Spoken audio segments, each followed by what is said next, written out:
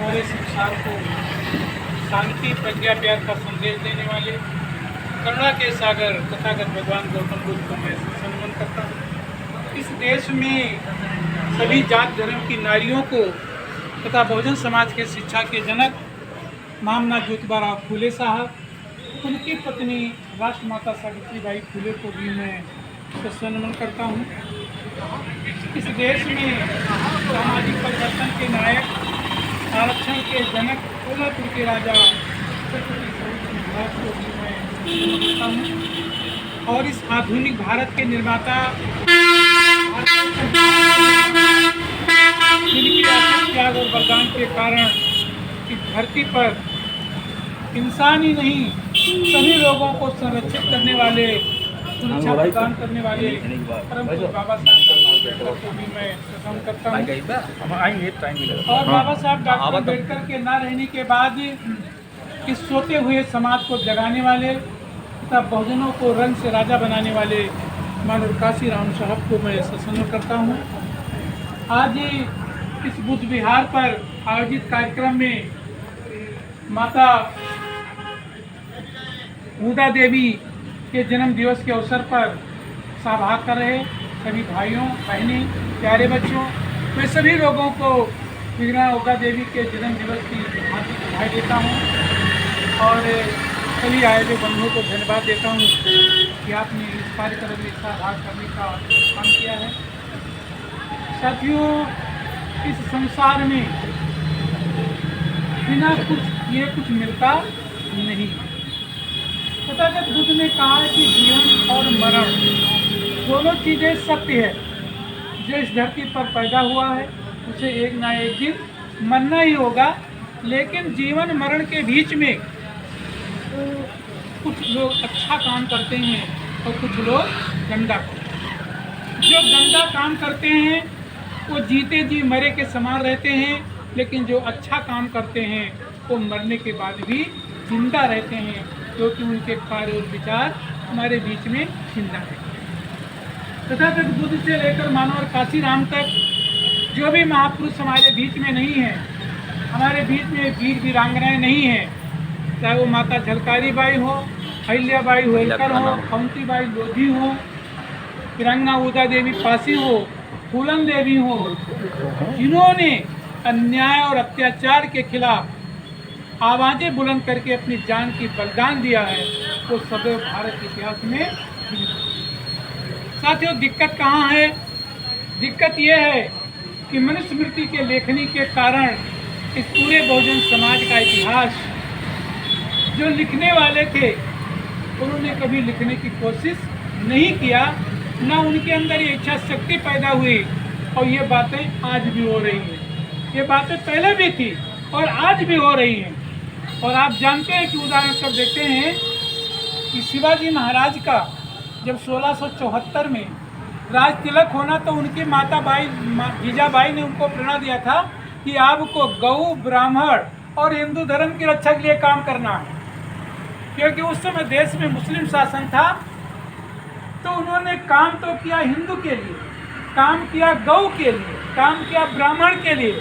और वही ब्राह्मण को जब उनका राज तिलक करना हुआ तो दक्षिण भारत के सारे ब्राह्मणों ने इसलिए मना कर दिया कि शिवाजी शूद्र हैं, और उनका राज तिलक ही नहीं किया।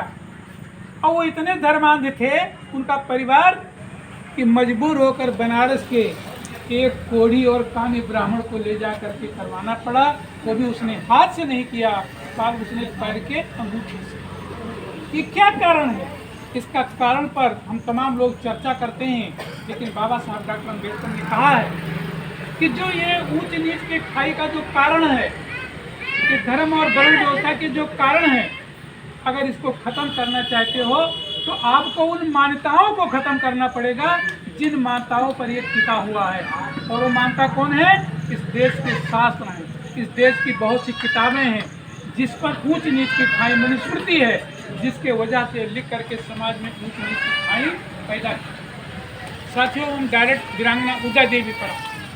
साथियों, आप जानते हैं कि 1850 में गंगा बकस रावत बाराबंकी के अंतिम पासी राजा थे, लेकिन 1850 में इसी देश के लोगों की गद्दारी की वजह से सुलह समझौता के लिए जब वाजिद अली शाह के पास ले जाया गया तो वाजिद अली शाह ने उनको अंग्रेज़ों से मिलकर के उनके और उनके बेटे की हत्या कर दिया और पारसी राजाओं के राज का अंत हो गया।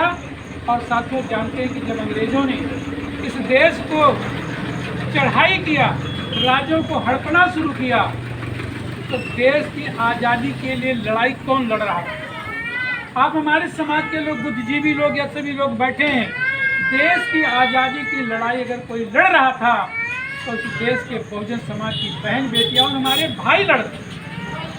क्योंकि इस देश के कोई राजा महाराजा अगर लड़ता तो इतने राजा थे इस देश में, अगर वो लोग लड़ाई लड़ते तो अंग्रेजों को लड़ने की बात नहीं, हम तो कहते से फूंक देते तो अंग्रेज इंग्लैंड जा करते, लेकिन किसी ने लड़ने का काम नहीं किया। लड़ने का काम किसने किया? भाई वीरांगना उदा देवी, झलकारी बाई, या कहीं की रानी थी, कहीं राजा थे? कि न कहीं की रानी थी, न कहीं के राजा थे, लेकिन अपने देश के मालिक थे, क्योंकि ये देश बहुजनों का है। बहुजनों का देश होने के नाते उन्होंने अपने को बलिदान करने का काम किया। वीरांगना उदा देवी के बारे में साथियों आप जानते हैं कि कभी भी कोई कुछ नहीं जानता था, लेकिन अभी माननीय केसरीलाल माथुर साहब ने उल्लेख किया है कि जब दाऊद जी गुप्ता लखनऊ के मेयर बने, वो लंदन गए, तो लंदन जाने के बाद जब वहाँ के इतिहास को पलटा उन्होंने, अवध के इतिहास को, इसको पूरे प्रांत को अवध प्रांत कहा जाता था, तो जब इतिहास पलटा तो उन्होंने देखा कि इस पूरे अवध प्रांत में बहुजन समाज के लोग ही राजा थे। चाहे वो इधर मुराव समाज के रहे हों, चाहे चमार समाज के रहे हों, कोरी समाज के, पासी समाज के, यादव समाज के लोग, ये सभी लोग यही लोग राजा थे। तब उस इतिहास को खोजते खोजते उन्होंने महाराजा बिजली पासी का इतिहास खोजा, महाराजा लाखन पासी जो लखनऊ के निर्माता थे उनका इतिहास खोजा, और उसमें वीर वीरांगना उदा देवी का इतिहास खोज करके वो सामने लाए। जब सामने लाए, वो लंदन से लौट करके आए, तो सबसे पहले जब उन्होंने वीरांगना उदा देवी की मूर्ति लगाने का कोशिश किया तो लोगों ने कहा कि पासी शब्द ना लिखा जाए, पासी शब्द ना लिखा जाए, क्योंकि पासी शब्द लिखा जाएगा तो बहुजन समाज के अंदर रोष पैदा होगा, ताकत पैदा होगा, उनको अपने बलशाली होने का गौरव प्राप्त होगा। लेकिन इसके लिए माननीय आर्य प्रसाद पूर्व IAS थे, उन्होंने और इतिहास को खोजा और गजेटियर को निकाला जब लखनऊ का, तो उस गजेटियर को लिखाने के बाद जब उन्होंने संघर्ष किया, तब सिकंदराबाद चौराहे पर आदमगंज की लगी, जिसमें लिखा गया वीरांगना उदा देवी। तो उन्होंने क्या काम किया? साथियों आप जानते हैं कि जब 1857 में लड़ाई चल रही थी, शाह वाजिद अली को बंदी बना लिया। शाह वाजिद अली बंदी बना लिए गए और वीरांगना उदा देवी के पति माननीय मक्का पासी, जो शाह वाजिद अली के सेना के सेना नायक थे, वो लड़ते लड़ते चिन्हाट के मैदान में शहीद हुए। जब वो शहीद हो गए, शाह वाजिद अली बंदी बना लिए गए और सेना का नेतृत्व करने वाला कोई नहीं मिला। इन परिस्थितियों में चूँकि बहुजन समाज की आज भी हमारी बहन बेटियां जो खेतों में काम करती हैं, उनके हाथों में ज़्यादा ताकत है, जो घर में बैठ करके चक्की भी नहीं छूती हैं, बर्तन भी नहीं मांजती हैं, उनके बाजू में ताकत नहीं होता है। तब ये जिम्मेदारी की अब लड़ाई कैसे लड़ेगी? उस लड़ाई की जिम्मेदारी चूँकि पहले से ही ये रेसिंग, घोड़सवारी, कुश्ती, तीर तलवार चलाने का काम जानती थी, तो वीरांगना उदा देवी ने कहा कि अब सेना का नेतृत्व मैं करूँ। कहते तो लोग साथियों हैं कि बेगम हजरत महल का किया, लेकिन नहीं, बेगम हजरत महल को पासी समाज और चमार समाज के वीरों ने उनकी डोली को सजा करके बाराबंकी के लोगों, लखनऊ के लोगों ने नेपाल पहुंचा दिया कि रानी जी सुरक्षित रहें, क्योंकि राजा का सुरक्षित होना बहुत जरूरी है। और लड़ाई शुरू हुई। जहां आजकल आपका विधानसभा है, उसी क्षेत्र से लड़ाई शुरू हुई और उस लड़ाई में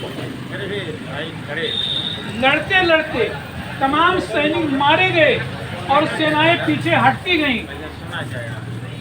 सेनाएं पीछे हटती गईं और सिकंदराबाद चौराहे पर पहुंचते पहुंचते जब वीरांगना उर्दा देवी के पास सीमित गोलियां बची तो उन्होंने अंग्रेजों को मारने के लिए भी और अपनी सुरक्षा के लिए वहाँ एक पीपल का पेड़ था, उस पीपल के पेड़ पर के चढ़ करके उन्होंने निशाना देने का काम किया। इससे पहले भी तमाम अंग्रेजों की सेनाओं को उन्होंने मारने का काम किया।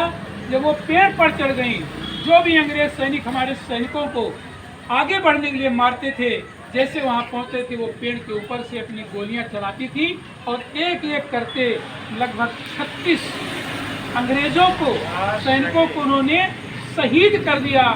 तो जो जनरल कांडेल था उसने देखा कि ऐसा कौन सी बात है कि जो सैनिक वहाँ जाते हैं गिर जाते हैं। तो जब उसने ऊपर देखा तो उनको पत्तों के वे छुपाए देखा और जब उसने निशाना लगाकर मारा तो वहाँ से चूंकि उनकी गोलियाँ खत्म हो चुकी थी, जमीन पर गिरी और जमीन गिरने के बाद जब देखा कि ये महिला है तो उसने अपना हैट उतारकर उनको सलूट किया कि धन्य भारत की वो नारी जो अपने देश के लिए, अपने समाज के लिए बलिदान देने लिए तैयार हैं। अगर मुझे मालूम होता कि ये महिला है तो हमारे हजारों सैनिक मर जाते, लेकिन वो उसका तीर तमंचा नहीं चलाता।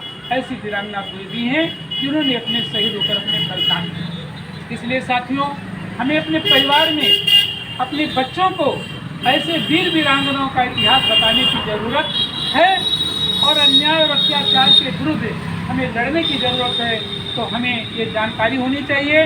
और साथियों, हमें अब तो बाबा साहब डॉक्टर अम्बेडकर ने आपको तो बहुत बड़ा हथियार दे दिया। अब बाबा साहब डॉक्टर अम्बेडकर ने आपको लड़ाई के लिए, आपको राजा बनने के लिए, आपको रानी बनने के लिए सबसे बड़ा जो हथियार दिया है, आज हमें बाबा साहब के रास्ते पर, मानव काशीराम के विचारों पर चल करके फिर से हमें अपने भारत का नव निर्माण करना है कि ताकि देश की मान सम्मान सब सुरक्षित रहे। इन्हीं बातों के साथ आप लोगों को बहुत धन्यवाद देकर अपनी बात समाप्त करता हूँ। जय भीम, जय भारत, नमोदाय, धन्यवाद।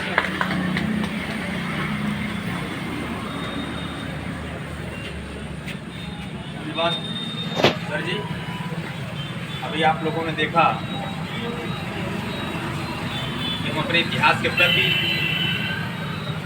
अपने महापुरुषों के प्रति जब उनकी बातों को सुनते हैं हम गौरवान्वित होते हैं और इसी में हमारा नैतिक विकास होता है।